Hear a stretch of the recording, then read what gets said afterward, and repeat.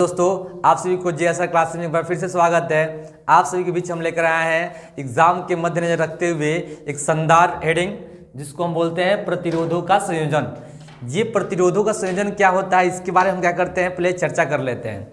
तो प्रतिरोध का मतलब क्या होता है, पहले ये जान लेते हैं। तो विद्युत परिपथ में जो रुकावटें आती हैं उसे क्या कहते हैं, हम प्रतिरोध कहते हैं। विद्युत परिपथ में जो रुकावटें आती हैं उसे क्या कहते हैं, हम प्रतिरोध कर लेते हैं। तो प्रतिरोधों का संयोजन, संयोजन मतलब क्या होता है, जोड़ना। संयोजन का मतलब क्या होता है, आपस में जोड़ना। अगर ये हमारे पास 2 या 4 या 6 या 10 कोई प्रतिरोध हो और उसको एक परिपथ में जोड़ना हो तो इसका कौन किस किस विधि से हम क्या कर सकते हैं, जोड़ सकते हैं, उसी को हम क्या कहते हैं, प्रतिरोधों का संयोजन। यानी कि 2 या 2 से अधिक प्रतिरोधों को आपस में जोड़ने का जो क्रम होता है उसी को हम क्या कहते हैं, प्रतिरोधों का संयोजन। बात समझ में आ रही है? यानी 2 या 2 से अधिक प्रतिरोधों को जब आपस में जोड़ा जाता है उस प्रक्रिया को हम क्या कहते हैं, प्रतिरोधों का संयोजन। संयोजन का मतलब होता है आपस में जोड़ना। तो ये कितने प्रकार के होते हैं, ये 2 प्रकार के होते हैं। पहला क्या होता है, श्रेणी क्रम संयोजन, श्रेणी क्रम संयोजन। दूसरा क्या होता है, समांतर क्रम संयोजन। दूसरा क्या होता है, समांतर क्रम संयोजन। इसको साइड लिख देते हैं यहां पे, समांतर क्रम संयोजन, समांतर क्रम संयोजन। ठीक, ये 2 संयोजन होती हैं। यानी प्रतिरोधों का पहला संयोजन जो होता है श्रेणी क्रम संयोजन होता है, दूसरा क्या होता है, समांतर क्रम संयोजन होता है। तो सबसे पहले हम क्या करते हैं, एक एक के बारे में चर्चा करते हैं। सबसे पहले चर्चा क्या करेंगे, श्रेणी क्रम संयोजन का। तो मान लीजिए कोई यहाँ पे ए बिंदु और यहाँ पे क्या परिपथ बनाया गया हो, इसमें 3 प्रतिरोध को हमने क्या किया, आपस में जोड़ लिया हो। 3 प्रतिरोधों को क्या किए हैं, आपस में हम जोड़ लिए हैं। यानी कि यहां पे हम कर लें R1 प्रतिरोध है, यहां पे कर लें R2 प्रतिरोध है और यहां पे क्या कर लें, R3 प्रतिरोध। मतलब हमने एक प्रतिरोध लिया है एक परिपथ लिया है AB, इसमें 3 प्रतिरोधों को यानी कि R1 R2 R3 3 प्रतिरोधों को आपस में जोड़ा है। क्योंकि हम जानते हैं कि जो श्रेणी क्रम में जो प्रतिरोध जुड़े जाते हैं इस सभी प्रतिरोधों का विभवांतर भी क्या होता है, अलग अलग होता है। तो पहले प्रतिरोध का जो विभवांतर होगा V1 होगा, ये V2 होगा, ये V3 होगा। क्लियर?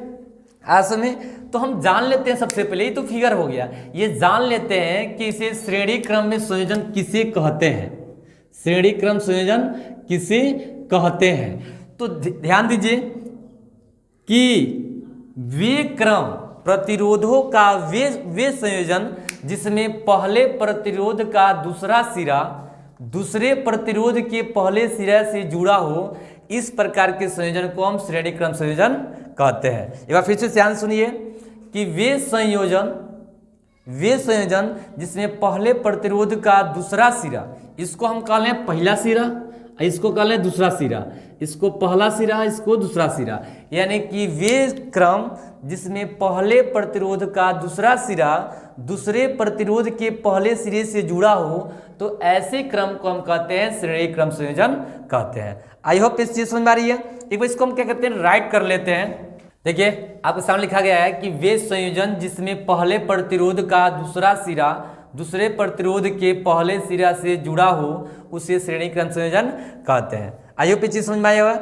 एक बार देखते हैं, इसका डेरिवेशन कर लेते हैं हम कि ध्यान से कि जो आप फिगर पर बनाया गया है इसमें AB कोई परिपथ है जिसमें R1 R2 R3 कोई 3 प्रतिरोध जुड़ा हुआ है जिसके सिरों के उत्पन्न विभवांतर V1 V2 V3 है।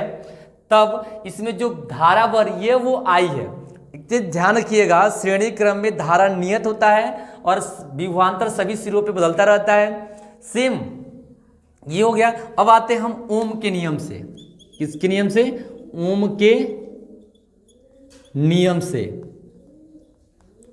ओम के नियम आप सभी को पता है कि V बराबर क्या होता है, V बराबर क्या होता है, I into R। I into क्या होता है, R। V बराबर सूत्र क्या होता है, I इंटू R। क्लियर? तो इसके बाद हम क्या करते हैं, सभी प्रतिरोध R1 के लिए निकालेंगे, R2 के लिए निकालेंगे, R3 के लिए निकालेंगे। तो हम R1 के लिए निकाले तो R1 के लिए क्या हो जाएगा, V1 हो जाएगा। V1 बराबर I इंटू R1, समीकरण फर्स्ट कर लीजिए। अब लिखेंगे R2 के लिए, R2 के लिए, R2 के लिए क्या हो जाएगा, ये V2 बराबर I इंटू R2 हो जाएगा, समीकरण 2 हो जाएगा। इसी प्रकार इसको तब तक ले मिटाते हैं। इसी प्रकार ले लीजिए R3 के लिए, R3 के लिए इसमें क्या क्या हो जाएगा, V3 बराबर I इंटू R3, समीकरण क्या हो गया 3। हम समीकरण 1 2 3, समीकरण फर्स्ट प्लस समीकरण सेकेंड प्लस समीकरण थर्ड, इन तीनों को आपस में क्या कर लेंगे, जोड़ लेंगे। समीकरण फर्स्ट सेकेंड थर्ड तीनों को आपस में क्या करेंगे, जोड़ लेंगे। तो इधर लेफ्ट हैंड साइड में देखिए क्या क्या है, V1 plus V2 plus V3 बराबर, यहाँ पे है I R1 plus I R2 plus I R3, ये तीन हो गया। यानी कि समीकरण फर्स्ट में ये V1 है, समीकरण सेकेंड में V2 है, समीकरण थर्ड में क्या है V3 है। इन तीनों को इधर जोड़ लिए, इसका जो राइट हैंड साइड सबका इधर जोड़ लिए। एक कंडीशन इसमें डाल दें, यदि पूरे परिपथ में विभवांतर भी हो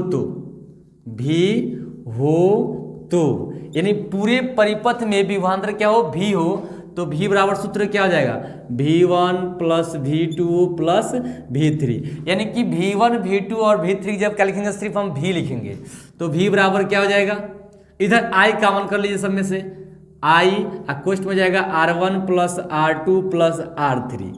क्लियर। यहां से V का सूत्र अभी हम पढ़े थे ओम के नियम से, V बराबर क्या होता है, I इंटू R होता है। यानी कि हो जाएगा I इंटू R बराबर I क्वेश्चन में R1 plus R2 plus R3। I से I क्या कीजिए, क्रॉस कर लीजिए, यानी कि R बराबर हो जाएगा R1 plus R2 plus R3।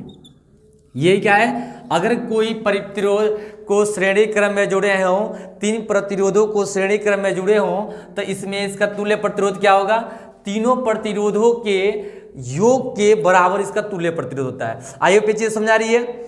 अगर ऐसे ही इसके नेक्स्ट वीडियो में हम पढ़ेंगे कि समांतर क्रम संयोजन। तब तक के लिए जय हिंद, वंदे मातरम।